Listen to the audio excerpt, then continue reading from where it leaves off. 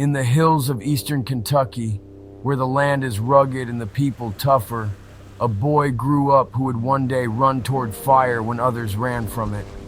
Dakota Meyer, a U.S. Marine, a warrior, and one of the youngest living recipients of the Medal of Honor. But his story isn't just about combat. It's about courage, tragedy, and the brutal weight of survival. Born in Columbia, Kentucky in 1988, Dakota grew up hunting, fishing, and learning the kind of self-reliance that comes from rural life. He enlisted in the Marine Corps fresh out of high school, driven by a deep sense of duty and a desire to serve something greater than himself.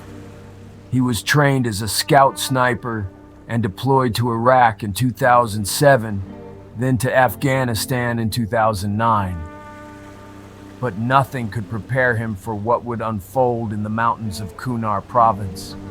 On September 8, 2009, in the unforgiving terrain of Ganjgal Valley, Meyer's life changed forever.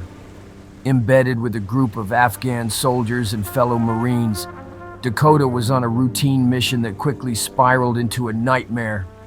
Ambushed by more than 50 Taliban insurgents, 4 of his brothers in arms were trapped in the valley, surrounded, outgunned, and desperately calling for help. Higher command ordered them to stay put. The risk was too high. Dakota couldn't accept that. He refused to leave them behind.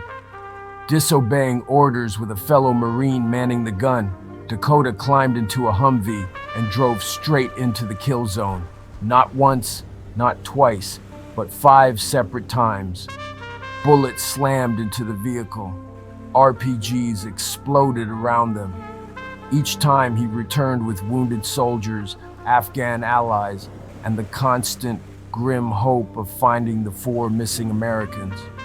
On his final trip, he located the bodies of Gunnery Sergeant Aaron Kennefick, Staff Sergeant Edwin Johnson Jr., Corpsman James Doc Layton, and First Lieutenant Michael Johnson. He carried them out, refusing to leave them behind. For his actions that day, Dakota Meyer was awarded the Medal of Honor in 2011 by President Barack Obama. At 23, he became the first living Marine in 38 years to receive the nation's highest military decoration. But to Dakota, the medal didn't represent glory. It represented loss, the weight of lives he couldn't save, and the invisible scars of war.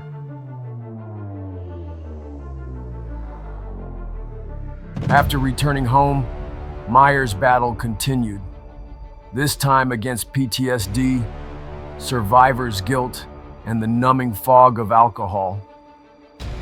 He struggled, like many veterans do, to find peace in a world that couldn't understand the chaos he'd faced. But through therapy, speaking engagements, and writing his memoir, Into the Fire, Dakota began to reclaim his purpose. He's used his platform to advocate fiercely for veterans' mental health. He's testified before Congress about the failures in the chain of command during the Ganjgal ambush. He's spoken out against defense contractor corruption, and he's partnered with organizations to support service members returning to civilian life. He's also become a father, a business owner, and a public speaker, redefining what it means to serve. Dakota Meyer is more than a Marine.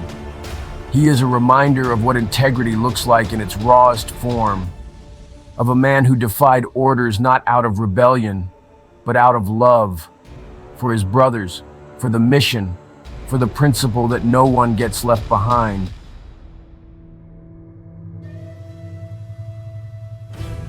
Most of us couldn't walk 10 steps in Dakota Meyer's boots, not just because of where they've been, but because of what they've stood for.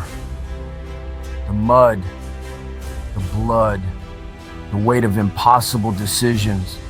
These boots didn't just march through war. They carried the ghosts of fallen brothers, the burden of doing what had to be done, and the silence that follows when the gunfire fades. He didn't seek fame, he didn't want medals. Dakota Meyer ran into hell because it was the right thing to do, because he could, because someone had to.